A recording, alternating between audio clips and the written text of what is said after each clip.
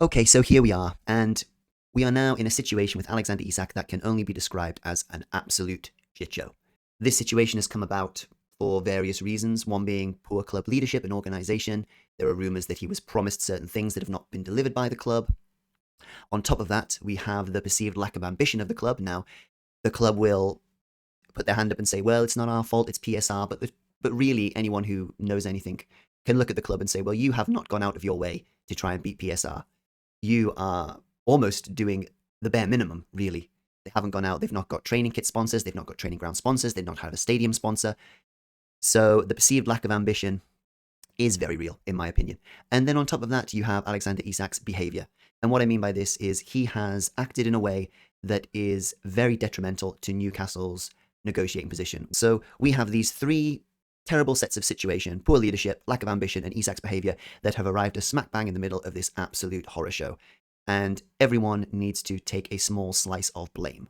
Now, his head's been turned, he's been promised large amounts of money on top of winning trophies and such, so you can't really blame him for wanting to go there, but the way in which he's doing it really lacks class, and is probably driven in a large part by his agents, because transfers is where agents make all their bank. So, he's surrounded by people who are giving him this advice, and the fact that he is really burning a lot of bridges with Newcastle fans over this. I mean, if we sell him to Liverpool, there will be more than a handful of people in St. James Park who will be willing Joe Linton to snap him in half.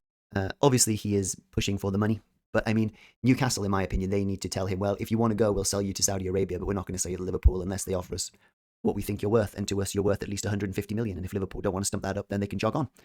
Certainly, the club's poor leadership and organisation is all there to see. It's well documented. We do not have a director of football, and we have a chief executive who has been halfway out the door for the last 6 months. We have no plans to build a stadium, although the club will tell you they are planning to build a stadium, but nothing's been announced. We have no plans to build a new training ground.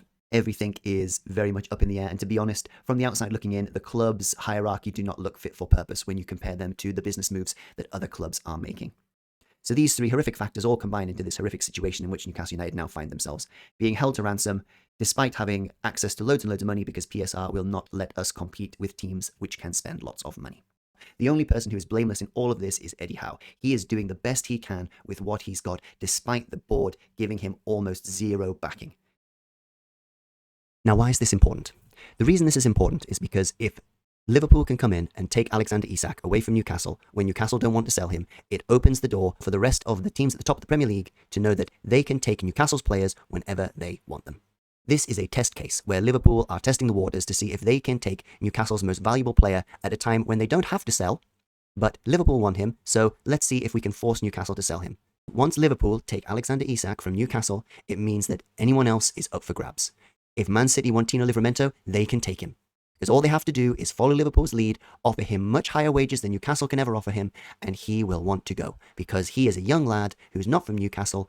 He will like playing for a successful team, which is constantly fighting for trophies and getting paid bank while he's doing it. No one can blame him.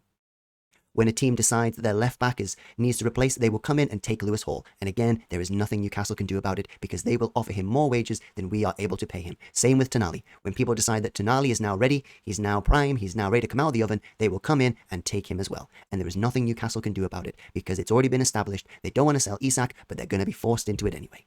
And this is the problem Newcastle face. Once this happens, it is effectively over. We are just a glorified feeder club for the other teams. Anyway, that's all I got for now. Goodbye.